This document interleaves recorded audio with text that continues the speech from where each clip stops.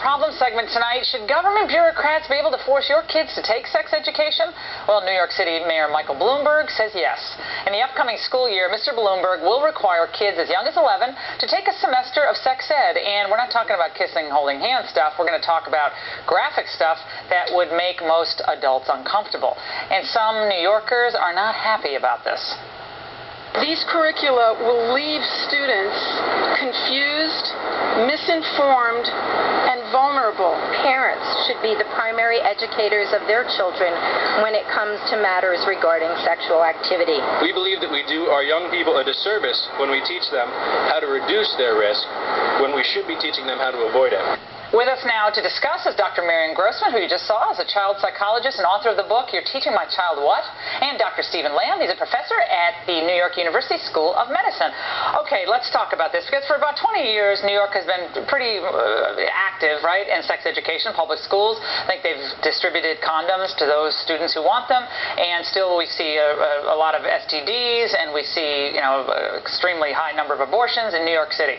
Let's start with you, Dr. Grossman. What's wrong with teaching kids sex education? Well, Laura, I reviewed the curricula that are now mandated for the public schools of New York City. I read every page, okay, and I concluded that although they're not without some strength, I'm not here to say they're all bad, because they're not, but there are serious flaws.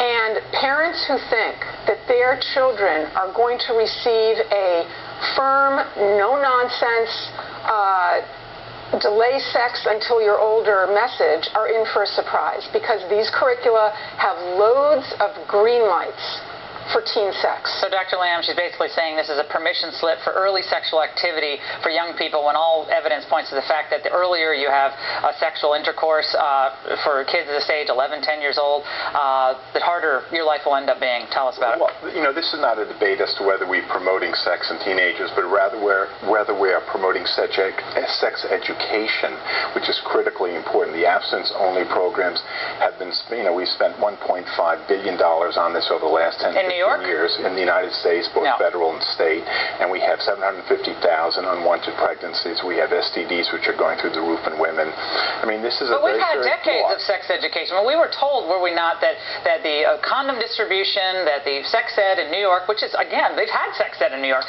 This is taking it a step further, is it not? It's mandating a curricula that we have bullet points that we received from New York, and it's fairly graphic stuff at a young age. You know, it does give the parents an opportunity to opt out if they want to. For the birth control part only. Right, and that's really important. And the reality is, the American Academy of Pediatrics, many different groups that have looked at the abstinence-only programs realize it has not been as effective as they would like it to have been. Well, Dr. Grossman, Grossman, isn't it true, however, that these young kids, they don't have the wiring yet to unpack this information?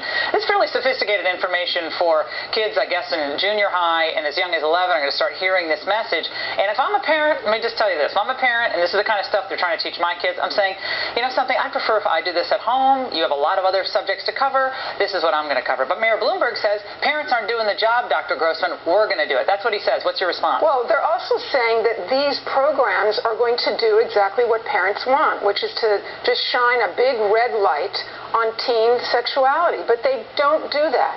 And I'm going to give you an example, and I'd like actually parents at home to log on to a site that's recommended for middle school students called GoAskAlice.com.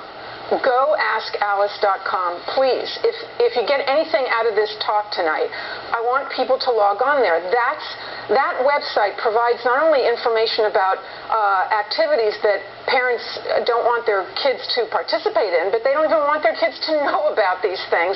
And yet this is the site that New York City is going to be sending kids to. And Planned Parenthood is advocating, we should say up front, that they're very much in favor of this curriculum. And I would ask you, Dr. Lamb, do we know whether the abortion rate has been decreased, whether oral abortifacients, day after pill, so forth, has decreased with all this sex education that kids have gotten? Because what I'm reading is that the abortion rate, oral contraceptives, day after pill, That's an extremely high number.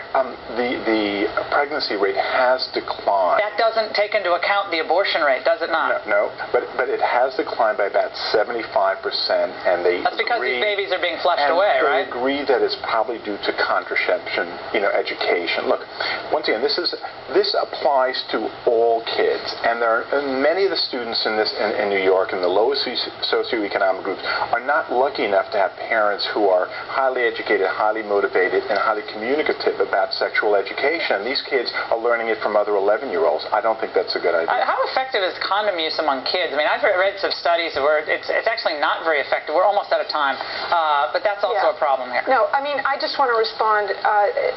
This is the whole nanny state over again, that parents aren't doing a good job, and therefore we're going to do a better job than they are. We're going to be tracking this. Parents do know what's best for their kids. We're going to be tracking this. Dr. Lamb, Dr. Grossman, thank you very much. And coming right up, some very powerful